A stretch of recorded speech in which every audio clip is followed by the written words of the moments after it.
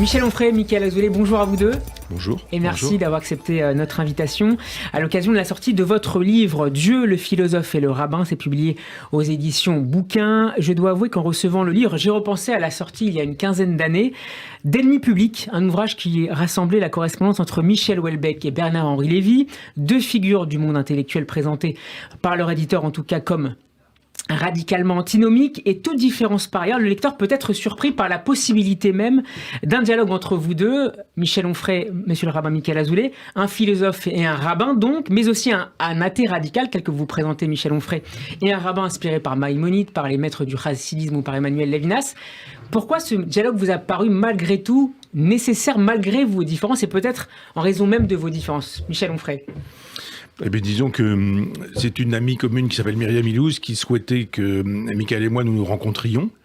Et je me suis dit, un rabbin, c'est un poids lourd du texte et de l'exégèse, donc on n'y va pas les mains dans les poches. Et je m'étais dit, autant il y a plein d'endroits où je peux aller comme ça, les mains dans les poches, et puis on y va. Je me suis dit, préparons cette rencontre. Je pense qu'il faut vraiment travailler de part et d'autre. Et puis nous ferons cette rencontre le moment venu. Et on a démarré avec un texte, deux textes, puis ces textes ont finalement donné un ouvrage, et ça donne aussi une réunion qui va avoir lieu ce soir. Ce soir, d'accord. À Neuilly, Où ça? Neuilly, dans votre communauté. Exactement, centre communautaire de Neuilly, Jérôme Cahen. Mickaël Azoulay, sur la nécessité de ce dialogue ou l'intérêt de comme ce Michel, dialogue. ça m'a obligé aussi à préparer. Parce que comme je le dis souvent, les rabbins sont coutumiers du dialogue interreligieux. Donc avec d'autres croyants, musulmans, chrétiens, etc. Mais pas avec des personnes qui ne croient pas du tout en Dieu. Et donc pour moi, c'était vraiment très intéressant d'avoir cet échange. Et en fait, j'aime bien, je pense que c'est le cas de Michel aussi, sortir de ma zone de confort. Parce qu'on a souvent tendance à faire ce qu'on sait faire. Et là, c'était intéressant de faire tout autre chose. Et voilà, c'était une des raisons qui m'a poussé à entamer ce dialogue. Mickaël Azoulay, vous écrivez que Michel Onfray correspond parfaitement à ce que la Torah nomme apikoros, un hérétique, mais que pour autant, et c'est le rabbin qui parle, la tradition orale n'interdit pas du tout ce type de dialogue. C'est très péjoratif aujourd'hui quand on dit un apikoros, c'est vraiment... Oui. Michel l'a pas trop mal pris, je le remercie.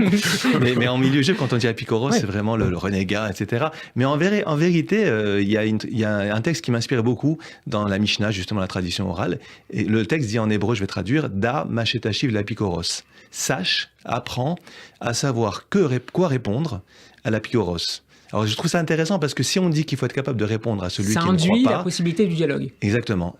Ça indique qu'il faut acquérir les outils pour être capable de répondre. Et donc il faut entrer dans le monde, dans la manière de penser de l'autre, pour être capable de répondre. Et voilà, donc c'est notamment ce texte qui m'a beaucoup inspiré. Combien de temps a duré cette correspondance, Michel Onfray? 2000 ans. Je ne sais pas. Des années. Oui. Des années parce qu'en fait, tout a commencé par une rencontre par courriel, comme c'est souvent le cas aujourd'hui, beaucoup de rencontres virtuelles. Et puis des échanges de courriel sont transformés en livres. Mais donc ça dure depuis... c'est ça.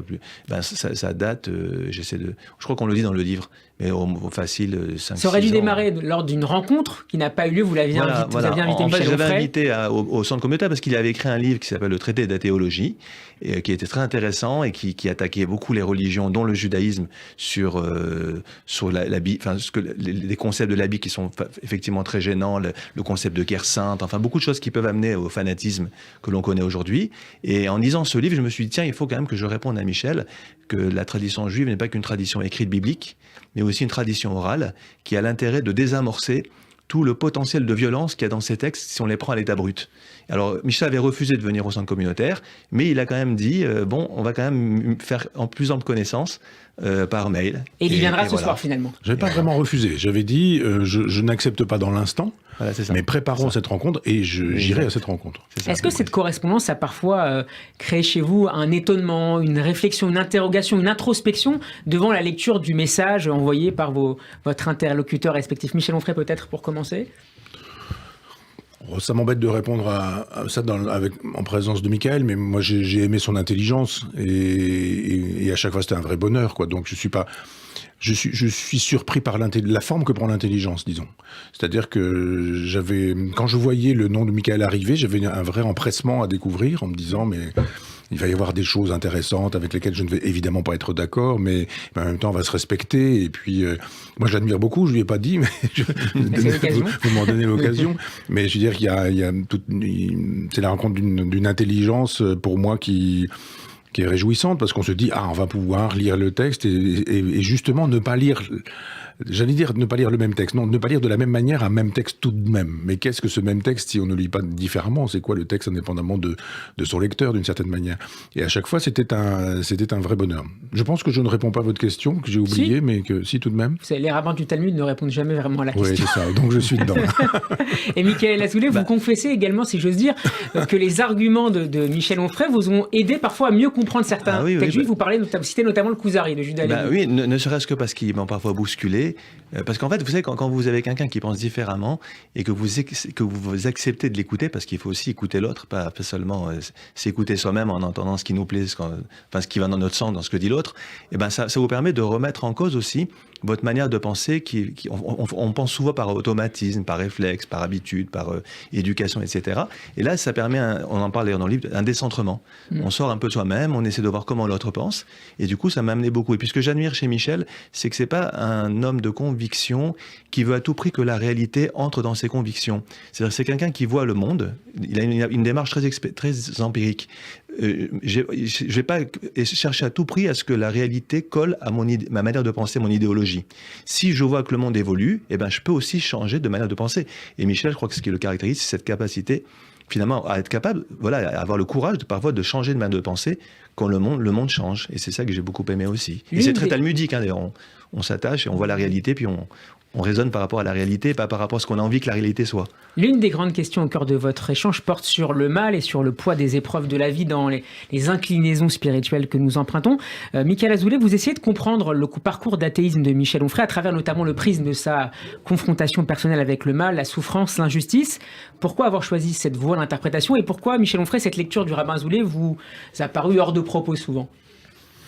Non, c'est pas hors de propos, mais vous savez, hier, j'étais à l'enterrement d'une femme de 50 ans. J'ai perdu ma compagne il y a plusieurs années, une compagne de 37 années de vie commune, et elle s'est occupée de ma compagne, elle apportait les sondes pour la faire manger alors qu'elle était en fin de vie, et hélas, cette jeune femme, 50 ans, elle est morte en laissant 2 enfants, et elle était pompier, volontaire, et j'ai assisté à cet enterrement. Il y avait un prêtre qui disait « Ah, mais pourquoi une femme de 50 ans qui était bonne meurt-elle alors que les méchants vivent longtemps ?»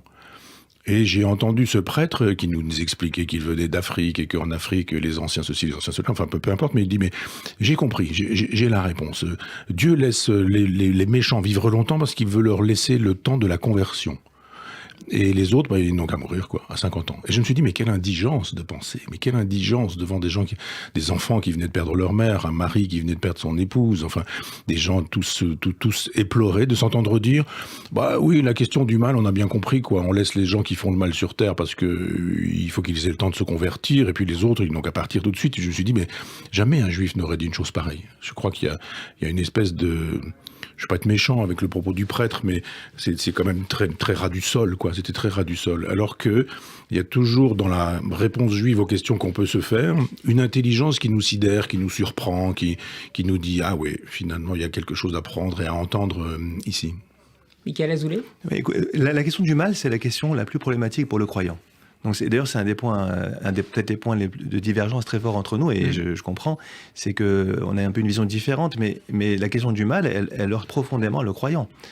Donc c'est pour ça que je pense qu'on ne pouvait pas éluder cette question. Maintenant, effectivement, d'un point de vue juif, on se refuse parfois à répondre. C'est-à-dire qu'il y a des questions, et alors il y a une forme d'humilité. Alors Michel va peut-être dire que c'est trop facile de faire preuve de modestie, ou plutôt de dire, donc modestie pour ne pas avoir à affronter le problème, mais ça veut dire qu'on accepte l'idée qu'il y a des choses qui nous dépassent, et notamment cette question du mal est quelque chose qui nous dépasse. Mais certainement, on va certainement pas dire, essayer de trouver des réponses, ou prétendre avoir des réponses. Entre parenthèses, ça serait reprendre la place de Dieu et parler à la place de Dieu, ce qui me semble quand même assez hasardeux. Dernière question, si vous permettez, parce qu'il y a quand même quelque chose qui... Et c'est Mickaël qui m'a permis de voir ça, parce que on lit des textes, on a l'impression, on les a lus 10 fois, et on se dit, à quoi bon une 11e, puis à la 11e fois, on se dit, bon sang, j'avais jamais vu ça. Et on se dit, mais dans le paradis, il y a le serpent Qu'est-ce que ça veut dire, la présence du mal dans le paradis? Si dans le paradis, le mal est déjà là, est-ce encore le paradis? Qui préexiste à la faute. Il y a un moment donné où on nous raconte l'histoire, et puis d'un seul coup, on entend le serpent, et puis on se dit, mais alors il était déjà là, ce serpent. Et donc le mal est déjà dans le paradis. Qu'est-ce que ça veut dire, cet oxymore éthique ou ontologique d'une certaine manière? Si c'est le paradis, il n'y a pas le mal. Si le mal est là, c'est que ça n'est pas le paradis. Et ça, c'est Michael qui, à un moment donné, que je reprenais le texte à chaque fois que Michael m'écrivait, et puis je relisais, je me suis dit, mais j'avais jamais vu ça. Enfin, je l'avais bien vu, évidemment, on ne voit que ça. Mais c'est Edgar Poe, c'est la fameuse lettre, quoi. Il n'y a que ça à voir et on ne le voit pas. Et on se dit, mais ça veut dire que même dans le paradis, le mal est déjà là. J'ai bien l'impression que vos conversations ne sont pas terminées. Merci beaucoup, Michel Onfray. C'est une bonne conclusion. Et monsieur le rabbin Michael Auzet d'avoir été avec nous. Je rappelle le titre de votre livre commun, Dieu, le philosophe et le rabbin. C'est publié aux éditions Bouquin. Merci beaucoup d'avoir été avec nous sur Radio J. À très bientôt. Merci. Et bonne conférence ce soir. Merci.